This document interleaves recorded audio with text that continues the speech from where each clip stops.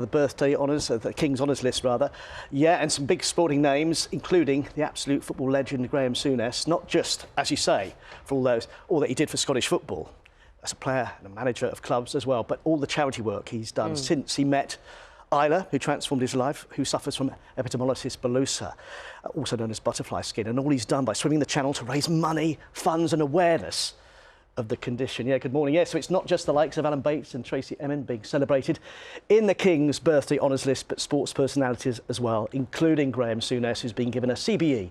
Last year, we followed him on breakfast as he swum the channel after meeting teenager Isla, who has epidermolysis bullosa, also, as I say, known as butterfly skin. Isla's condition means her skin becomes very fragile and tears or blisters at the slightest touch. And for those with it, it can mean a life of debilitating pain. You know, this disease it's the cruelest. Excuse me. I knew this would happen. It's the cruelest, nastiest disease out there that I know of. And, you know, for someone so young to be so brave. Here he is, Graeme, taking part in that cross-channel swim last year as part of a six-man relay team with charity Deborah UK, raising more than £1 million. Delighted to say now, Graeme joins us from Berlin, where he's watching the Euros. Good morning, Graeme. Thanks for your time. Many congratulations. Good morning. And I know how much Isla means to you, and you'll feel that this award is for both of you and her family as well, and a tribute to all that you've done to raise awareness and money to fight this condition. Thank you very much. You know, it's for a charity. It's for Deborah. You know, the great thing about this award, apart from, you know, for me personally, for my wife, for my kids, it's where you've got me on again, and we're highlighting that this disease exists, and then that Deborah, we do our best to help the poor sufferers, and we raise money for research. But our job is to make everybody aware of this disease. It is the worst disease no one's heard about. It really is. It's, if you were to witness these children and what their daily lives are about, it's just the cruelest thing. So thank you for having me on again. Yeah, it's great that I've got this award, and I'm absolutely chuffed this morning, apart from my country being miserable last night in a performance. But personally, I'm absolutely chuffed with the award. Great for my family. But equally important is that we're now talking about Deborah again. Yeah, we'll talk about the football in a moment, Graeme. But yeah, where were you when you found out about the award? Epidermolysis bullosa. A good attempt. A good attempt to sing epiderma. I can't even say epidermolysis bullosa. Yeah, yeah, bullosa. Yeah, we'll come on to the football in a moment, but I just wonder, where were you when you heard about the award, and have you spoken to Isla and the family about it yet?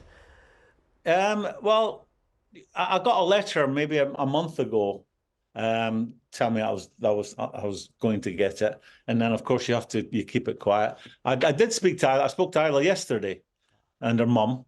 And she's actually not, she lives in Inverness, but she's not in Inverness at the moment. She's down near Glasgow in a hospital because she takes serious medication. And of course, like, your body becomes immune to those eventually. So she's in the process of trying some new medication to try and bring some relief to her life. What did Isla say, Graeme? I mean, obviously she's going morning. It's Naga, by the way. I didn't tell her. I didn't tell her yesterday, so I might give her a ring later. I will give her a ring later. Or she might be watching. Yeah, well, hopefully she is. But she'll tell me off. She has a go at me. She doesn't miss me. She doesn't miss me. But you know, this is a young girl. She's 15 years old, Naga, and she's had 66 operations so far in her young life. Wow. So it gives you an idea how devastating this disease is. Graeme, I'm mindful. Morning to you. It's Charlie in the studio. Hi, Charlie. And I'm thinking, and you absolutely are completely making the point, this is about the charity, about Isla, and you're very much sharing this with them. But people will know, from having heard you speak before, you knowing about her and talking about her and raising money, you tell me, it's had an impact on you. It's changed you. Is that fair to say as well? Oh, yeah. You know, I'm 71, and you know, you think when you get to that age, you know a lot about a lot. And when I came across this disease 5 years ago, it was like someone punched me on the nose. You know, because of my years, I've witnessed some pretty sad and horrible stuff. But this just punched me on the nose. And then when I met Isla and her stoicism, her courage, her bravery, she's more concerned about other people than she is for herself. And her life is a grind. You know, from waking up to going to sleep, it's a grind. And then maybe 4 or 5 times a week, she has to go through the process of changing her bandages, where she's on ketamine, diamorphine, fentanyl. These are serious drugs for, you know, a young person to be taking, maybe for anyone to be taking. So you'd have to see it firsthand to really fully understand what these poor children go through. Mm. Well, we've seen how it's changed you and moved you, Graeme. I've got 6 kids, and you know, when I talk about it, I do get emotional. I make no apologies. Yeah. And when you witness these children going through what they go through, you automatically think your own kids and how just tough their lives are. Well, it's made such a difference, all you've done with the charity fundraising and your relationship and connection with Isla, raising awareness and money. Of course, your award, it's not just for the charity work, but also for all you did for football. And I remember the expectations and the hype around your great Scotland team going off to tournaments. What is it, 78 in Argentina? So compare now this Scotland team. Was there so much expectation and hype around it yesterday? Hundreds of thousands of Scotland fans in Munich.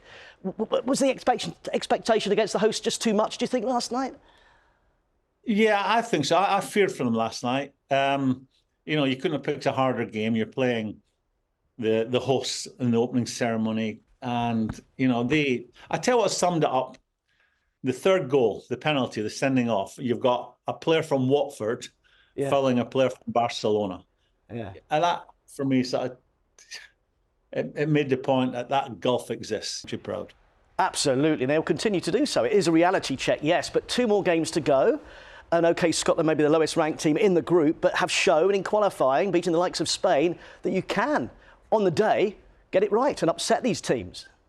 Yeah, I mean, all is not lost. You could end up going through as second. You could end up going through as the best third. But conceding those goals, you know, that could impact if it came down to goal difference, if you were the best third or one of the best thirds. And it's a confidence as well. You know, it's a real drubbing last night. And we didn't lay a glove on them. We got a goal, but as an OG, we didn't lay a glove on them. And the 2 teams there, you know, both Switzerland and Hungary are no mugs. I think Hungary have lost 1 in 14 and Switzerland 1 in 16. So these are informed teams. So we have a mountain to climb. I just think the players this morning, there won't be any one of them looks in the mirror and thinks, God, I did okay last night. They know they can do so much better. We gave our supporters nothing to shout about last night. Graeme, can I ask you a kind of sports psychology question? You mentioned the idea of almost a player knowing that a player opposite them is kind of fundamentally a better player, which is an unfortunate phrase to use. Well, what do you do as a player when you kind of know that, but anything can happen, can't it? How do you deal with that notion that you're up against something that maybe is frankly a bit better than you, but maybe you can still do it? Charlie, this might sound terrible. I never had that feeling ever. I mean, that may sound really, really big-headed, but I never went out on a pitch and felt inferior to anyone.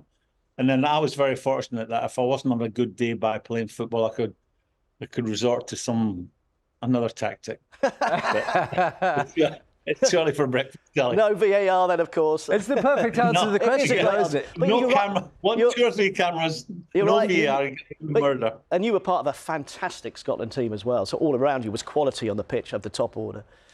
Yeah, we had some fantastic players, but we didn't have enough fantastic players to get out of the group. We had some super difficult groups. You know, I played in 3 World Cups. Yeah.